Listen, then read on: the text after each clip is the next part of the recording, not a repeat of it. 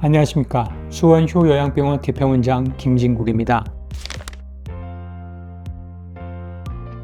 오늘은 많은 분들이 궁금해하시고 또 막연한 두려움을 가지고 계신 파킨슨병에 대해 이야기해 보려 합니다. 부모님들이 손떨림이나 느린 걸음걸이, 구부정한 자세를 보면서 혹시 부모님이 파킨슨병이 아닌가요? 하고 오시는 분들이 종종 계시는데요. 파킨슨병은 누구에나 찾아올 수 있고 일찍부터 관리하면 3일치를 충분히 지킬 수 있는 병입니다. 오늘은 이 병이 왜 생기는지, 어떤 증상이 나타나는지, 요양병원에서는 어떤 치료와 관리를 하게 되는지를 설명드리겠습니다.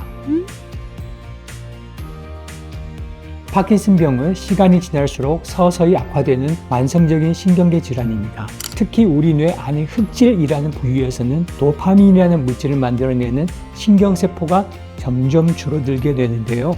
이 도파민은 우리 몸의 움직임을 조절하는 데 꼭 필요한 신경 전달 물질입니다. 그래서 도파민이 부족해지면 떨림이나 근육 강직 같은 증상들이 나타나게 되는 거죠. 참고로 파킨슨병과 파킨슨 증후군이라는 용어가 혼용되기도 하는데, 파킨슨병은 원인을 정확히 알 수 없는 특발성 질환이고, 그 외에도 뇌염 후유증, 약물 부작용, 외상이나 종양 같은 원인으로 비슷한 증상을 보이는 경우는 파킨슨 증후군이라고도 구분해서 부릅니다. 그래서 오늘은 파킨슨 증후군보다는 파킨슨병을 중심으로 말씀드리려고 합니다. 파킨슨병의 대표적인 증상은 크게 세 가지로 정리할 수가 있습니다. 첫째는 떨림, 둘째는 근육 강직, 셋째는 움직임이 좀 느려지는 형상으로 우리가 흔히 서동증이라고 부르는 증상입니다. 보통 한쪽 손에서 가만히 있을 때 떨림이 시작되고 점점 양쪽으로 퍼지거나 다리나 얼굴 쪽으로 진행되기도 합니다. 근육은 마치 톱니바퀴처럼 뻣뻣하게 굳은 느낌이 들기도 하며 걸음걸이도 작고 빠르게 종종 걷는 형태로 바꾸며 자세는 구부정하게, 말투도 단조로워집니다. 이런 증상은 개인마다 다르게 나타날 수가 있고 대부분은 천천히 진행되기 때문에 초기에 놓치는 경우도 많습니다. 보통 저희는 증상을 5단계로 나눠서 설명드리는데요. 초기에는 한쪽 팔 떨림이나 움직임이 둔해짐이 심해지고 얼굴 표정이 줄어드는 정도입니다.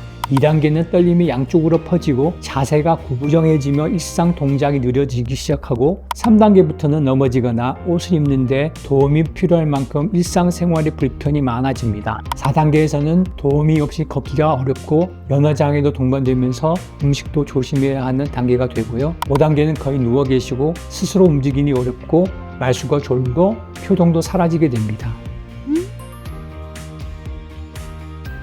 파킨슨병은 영상검사로 확진이 어려운 병입니다. CT나 MRI를 통해 뇌졸중이나 뇌종양 같은 다른 원인을 먼저 배제한 뒤 환자의 증상과 병력, 그리고 전문의의 진찰을 종합해서 진단하게 됩니다. 또 경우에 따라 특수 촬영인 스펙트나 페트 검사를 병행하기도 하지만 실제로는 도파민 관련 약제를 투여했을 때 증상이 호주되는지 여부도 진단의 중요한 근거가 됩니다. 치료는 대부분 약물 치료로서 시작하는데요. 도파민 자체를 보충하는 약, 도파민 작용을 흉내내는 약, 또는 분해를 막아주는 약 등 여러 가지 약제를 환자의 증상과 상태에 따라 조절하게 됩니다. 약은 시간이 지날수록 반응이 바뀔 수 있기 때문에 처음 복용했던 약이 더 이상 효과가 없거나 새로운 문제가 생기면 약물이 종류나 용량을 바꿔가며 조정해야 합니다. 파킨슨병 치료는 한 번 처방으로 끝난 게 아니라 계속 상태에 맞춰 조율해 가는 과정이라고 보시면 됩니다. 또한 약물로 효과가 부족한 경우에는 뇌 깊숙한 곳에 전기 자극을 주는 DBS 수술도 고려할 수가 있습니다.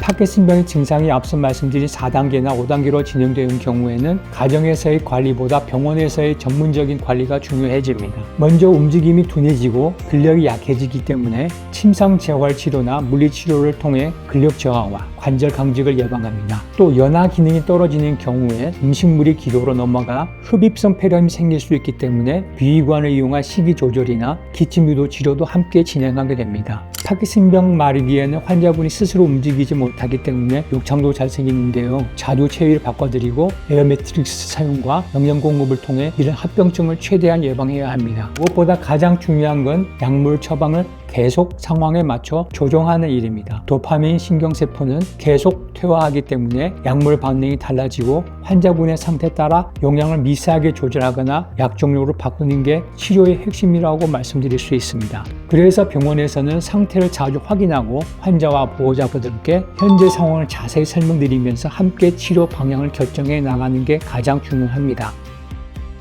파킨슨병은 천천히 진행되지만 아주 장기적으로 관리가 필요한 병입니다. 초기에 증상이 나타나더라도 약물과 운동, 재활만 잘 병행한다면 오랫동안 일상생활을 유지할 수가 있으십니다. 그러기에 파킨슨병은 치료를 포기하지 않고 꾸준히 병원과 함께 이겨나가는 것이 가장 중요합니다. 아무리 병이 진행되었다 해도 파킨슨병 그 자체보다는 합병증과 같은 문제들이 더 위협적이기 때문에 이런 부분을 잘 예방해주는 병원을 선택하시고 나아가시는 것이 중요하겠습니다. 너무 걱정하지 마시고 꼭 전문가와 함께 꾸준히 치료 방향을 찾아가시길 바랍니다. 지금까지 수원초의양병원 대표원장 김진국이었습니다. 감사합니다.